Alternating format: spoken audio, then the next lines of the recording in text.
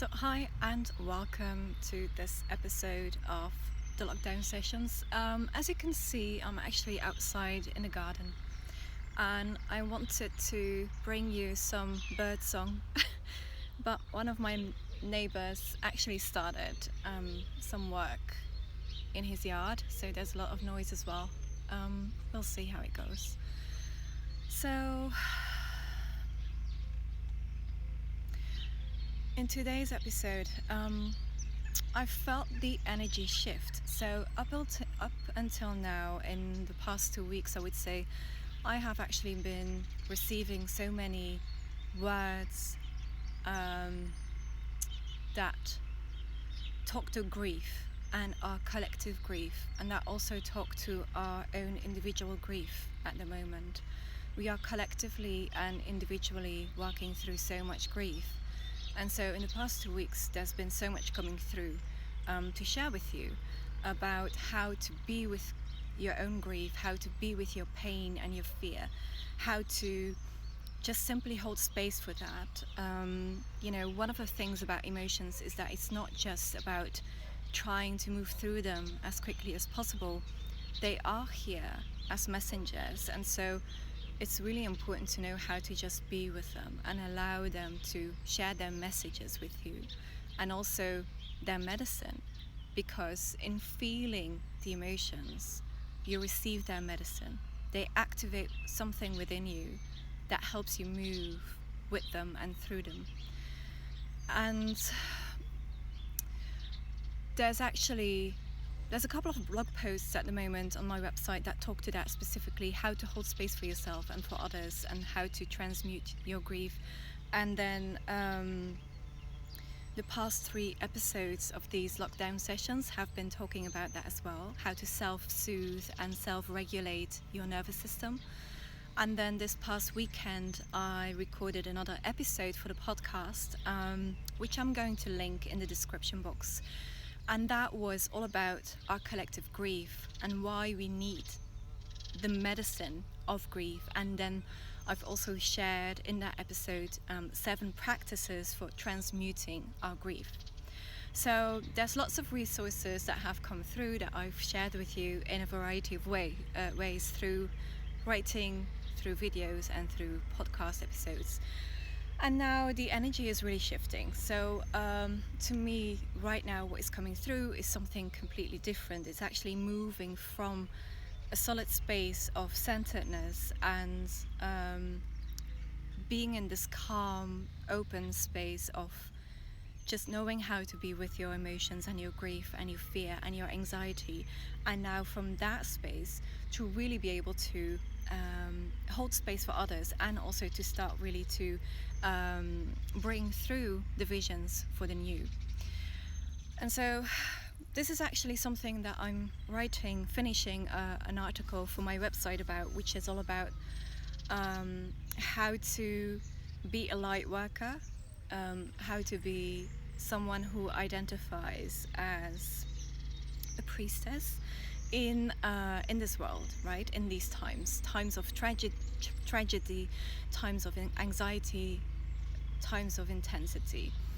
And to me, there's always 2 components to that. The first one is always this holding space for yourself, and then at the same time, being able to solidly anchor in what is coming, the vision that you're tuned into about what is coming. And I think this is what specifically makes you identify as a light worker or a priestess, is you're not just living in this world, you also are so deeply attuned to new possibilities and potentials that are equally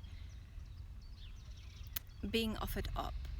Like, if you would see realities as simultaneous and parallel tracks that we can choose to plug into or anchor into, then this is part of what you're doing. You're constantly navigating 2 or even more worlds, and you're choosing what to bring through and what to anchor in this world, even though there's a lot of chaos and intensity at the moment. And the way that we're guided to that is through our intuitive knowing, our intuitive guidance.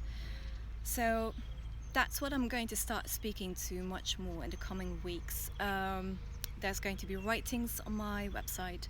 There's going to be another episode for the podcast as well. And then on Friday, the 24th of April, I'll be hosting a workshop which is all about finding and living your purpose, your calling, because I feel like so many people right now are really seeing the disconnect with life as it has been, and now there's like this, we're in this limbo kind of space, a liminal space between what has been and now our choices for what is to come.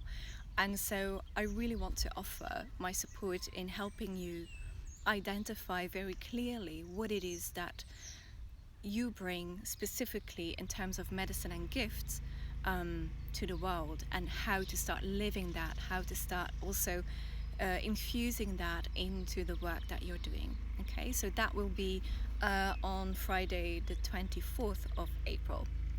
So today, in this episode of the Lockdown Sessions, I want to offer you a practice that you can use to start to really be that anchor for what is coming through, and be that light worker, that priestess who is actually really using her own vessel to bring through certain frequencies of light and hope and love. So I call this a heart activation, and it's actually one of the most simple practices that you can do, and it's at the same time something that feels deeply empowering and deeply anchoring.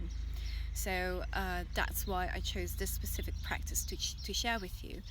So that's what I'm going to walk you through right now. So let's get comfortable. I'm just sitting in a pose that I really love when I'm doing this type of anchoring work, but you can sit whichever way you want to. And just again, take a moment to center and to breathe in. Center into your own space, into your own being. And then putting one hand on your heart, or you can put both your hands if you prefer. Just really anchor into that space. And I would like to invite you to start to really activate your heart space. So really bring all of your awareness to your heart space, to the hand that you have here on your heart space. And take a couple of moments to really breathe into that. And feel yourself drop fully into your heart space. Just take a moment to breathe into your heart space. Feel how calm and peaceful that feels.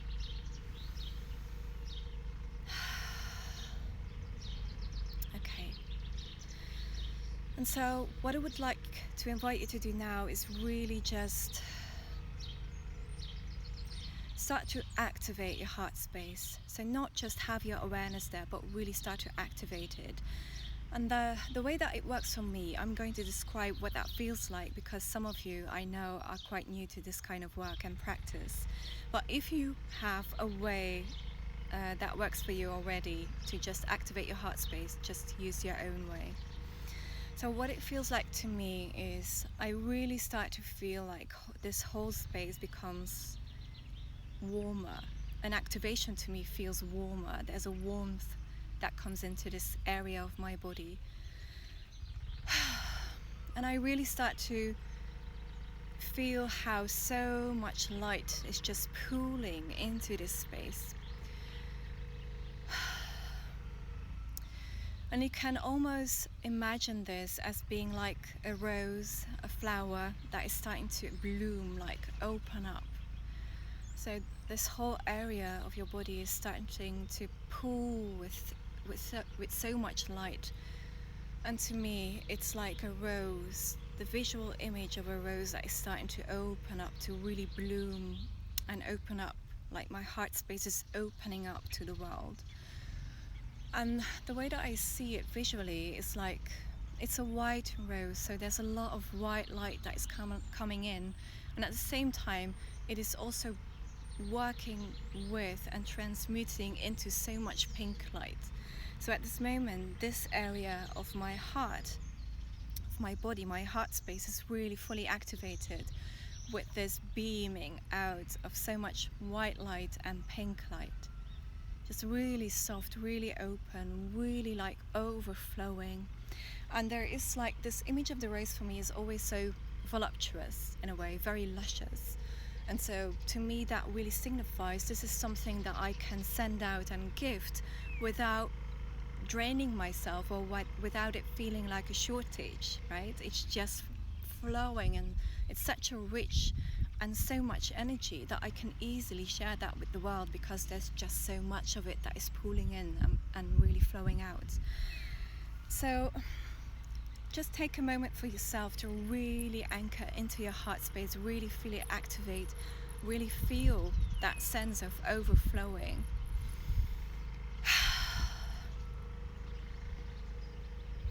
Really feel it beaming out, just really beaming out. And so sending out light, what you're doing now is anchoring in and sending out light into the world. If you want, you can just do this constant stream of beautiful light that just flows out from you. If you want, you can also use a heart activation to send it out specifically to certain people or to certain areas, regions in the world that you feel like intuitively guided to just send an extra dose of that light to. And then something that I personally really love to do when I do a heart activation is also just to I use the light as a heart light blessing, and I also speak a blessing into the world. So it's like my words will travel and more potently activate the light that travels out from me. And so the words that I really love to use are may we be well, may we be whole, may we be complete, may we be held, may we be safe.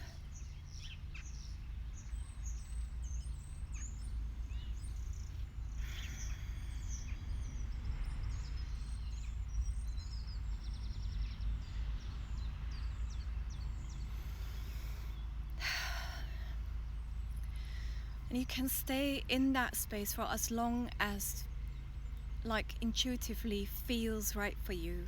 Sometimes for me that's a couple of seconds, just tuning in as I go through my day. Sometimes I really just feel guided to do this for a couple of seconds.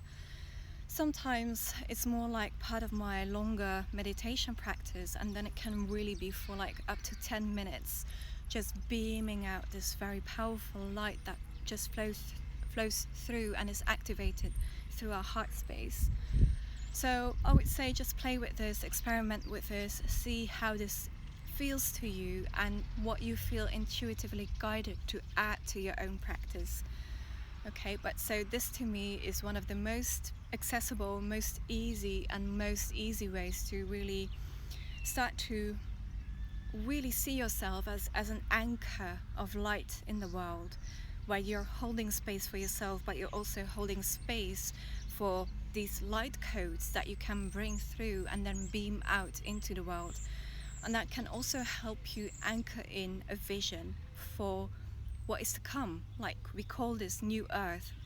You may call this like 5D reality or the new paradigm or 5D earth. It doesn't really matter what words you use. It's just you feel a certain frequency of what is to come, and then you anchor that in and you start to beam it out into the light grid, really, of this world. So yeah, let me know if you have any comments and questions about this. So hi Seema, just see that you joined. So lovely to see you here. So if you have any questions whatsoever, just let me know. Like I said in the beginning of this episode, this is probably going to be the last episode that I do this week, because I just feel guided to do much more writing and to do just much more behind the scenes work for myself, and also to focus more on the upcoming podcast episode. There's like so much that just wants to come through for that. So I don't really feel like it's necessary for me to be on a camera this week again, but we'll see how it goes. Maybe on Friday things will have shifted again and I'll be here at in the morning, sometime in the morning probably. So I hope you have an amazing day. I hope that you are well. I hope that you've been using the practices that we've explored and discussed over the past week for holding yourself, for holding space for your own grief and anxiety and fear, and for how to start transmuting that within your own body. It's what I call emotional alchemy, and it's such an important part of just knowing how to navigate these intense times as a human being on planet Earth. And I would say, especially if you're a human being who is equally called to make a difference and show up for other people, and not just be immersed in your own life experience, but also start to really hold space for others, bring through messages for others, bring through and anchor in a new vision for the collective, then you know that you're intuitively being guided to holding space for yourself, and then also to use that to start to hold space for what is to come. So the practices that we discussed over the past 2 weeks are going to be so helpful for you in those times when you feel like you need to just be with yourself and hold space for your own process as we move through this. And so this upcoming week I'll be focusing much more on what it means to really anchor in the new and how to envision the new. So there's lots more coming, just maybe not a video, okay? So I'm sending you so much love. I hope you're well, and we'll speak again soon. Bye.